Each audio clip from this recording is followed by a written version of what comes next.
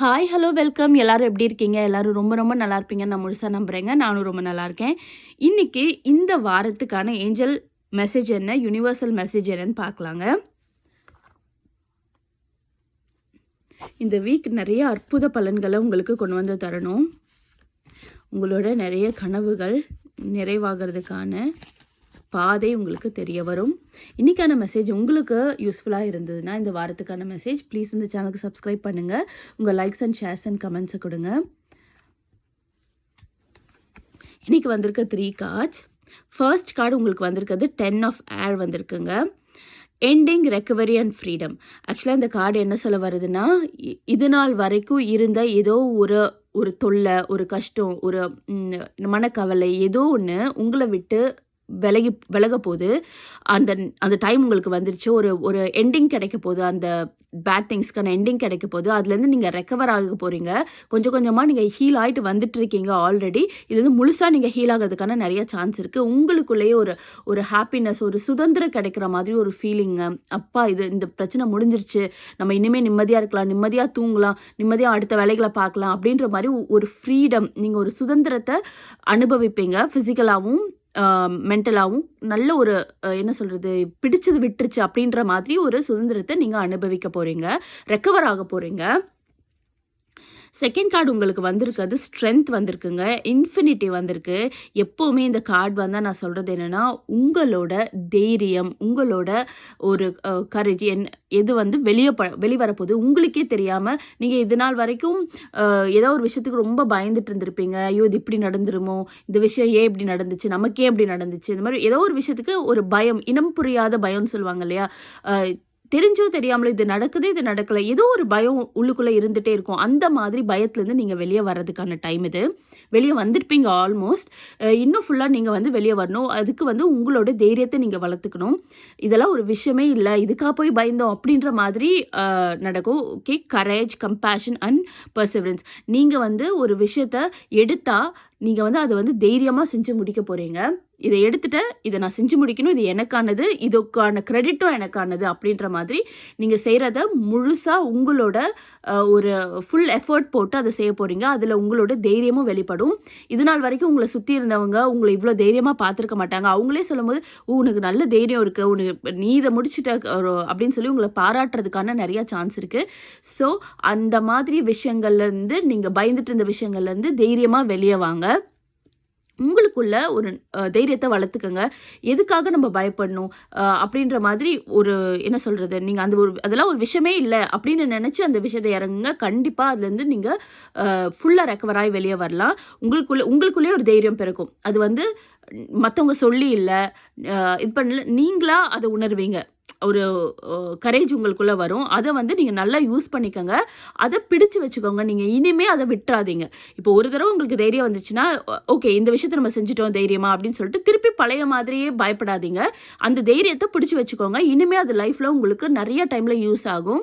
எந்த விஷயத்தையுமே தைரியமாக பண்ணுங்கள். உங்களுக்கு நடக்கிற விஷயங்கள் நல்லதாகவே நடக்கும். அதான் செகண்ட் கார்டு சொல்ல வருது. ஸோ பயப்படாதீங்க, தைரியமாக இருங்க.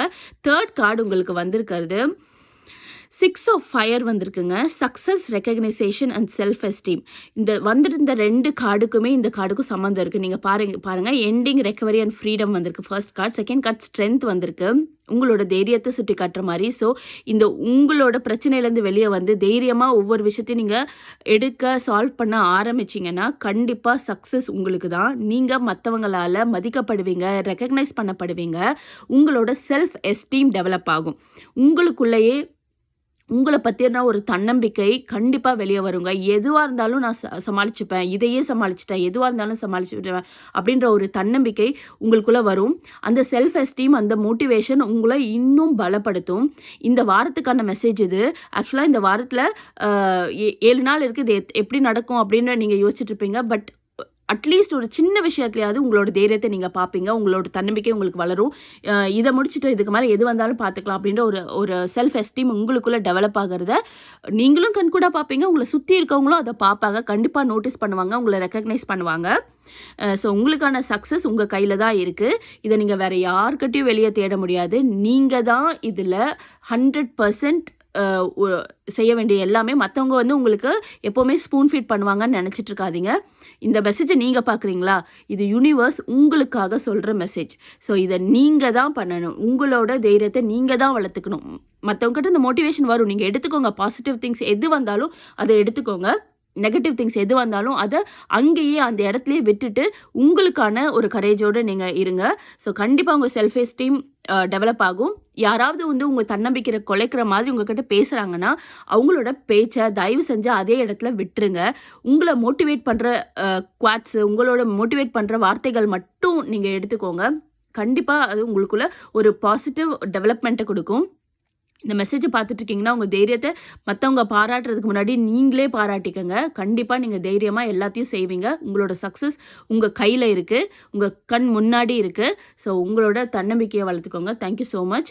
இன்றைக்கான இந்த வாரத்துக்கான ஏஞ்சல் மெசேஜ் என்ன வந்திருக்குன்னு பார்க்கலாம். ஆக்சுவலாக நம்மளுக்காக வந்திருக்க ஏஞ்சல் யார், அவங்க என்ன மெசேஜ் கொடுக்குறாங்கன்னு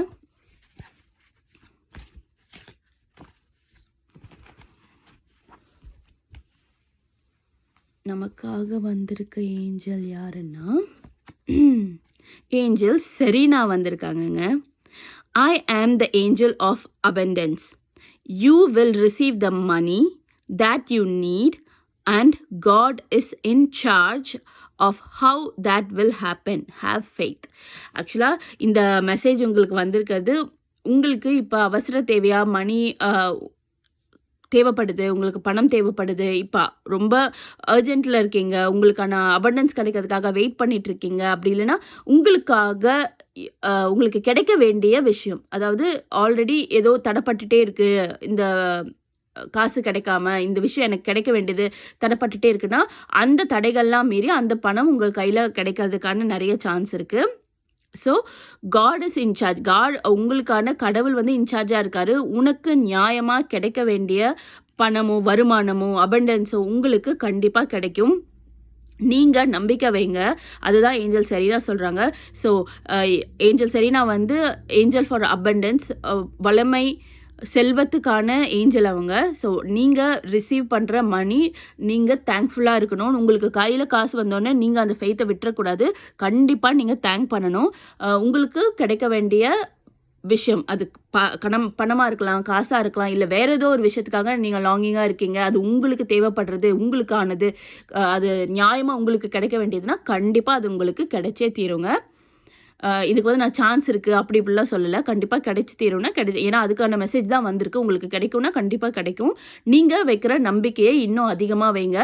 கையில் வந்து கிடைச்சதுக்கப்புறமா உங்களோட அந்த நம்பிக்கையை விட்டுறாதீங்க. அந்த என்ன சொல்கிறது, ஒரு கிராட்டிடியூடை விட்டுறாதீங்க. தேங்க் பண்ணிகிட்டே இருங்க எப்போவுமே. ஸோ உங்களுக்கு நியாயமாக கிடைக்க வேண்டியது, சேர வேண்டியது கண்டிப்பாக உங்களுக்கு சேரும். இதுதான் இன்றைக்கி வந்திருக்க ஏஞ்சல் மெசேஜ், இந்த வாரத்துக்கு வந்திருக்க ஏஞ்சல் மெசேஜ். ஸோ நீங்கள் ஏதாவது பிலாங்கிங், நீங்கள் ஏதாவது ரொம்ப நாள் வெயிட் பண்ணிட்டு இருந்தீங்கன்னா அந்த விஷயத்த மனசில் நினச்சி கண்டிப்பாக எனக்கு இந்த விஷயத்துக்காக நான் வெயிட் பண்ணிட்டுருக்கேன், இது எனக்கு நியாயமாக சேர வேண்டியது, இது எனக்கு கிடைக்கணும் ஏஞ்சல் செரீனா அப்படின்னு சொல்லி ப்ரே பண்ணிக்கோங்க. ஏஞ்சல் செரீனாவோட பேர் போட்டு கமெண்ட் பண்ணுங்கள். அந்த கமெண்ட் பண்ணுற அந்த ஒரு செகண்ட் உங்கள் மைண்டில் வந்து செரீனா ஸ்ட்ராங்காக இருப்பாங்க இல்லையா, அதுக்காக தான் கமெண்ட் பண்ண சொல்கிறது. ஸோ கமெண்ட் பண்ணுங்கள். கண்டிப்பாக உங்களுக்கு நியாயமாக கிடைக்க வேண்டியது உங்கள் கையில் கிடைச்சே தீரும். தேங்க்யூ ஸோ மச் ஃபார் வாட்சிங். Have a wonderful week.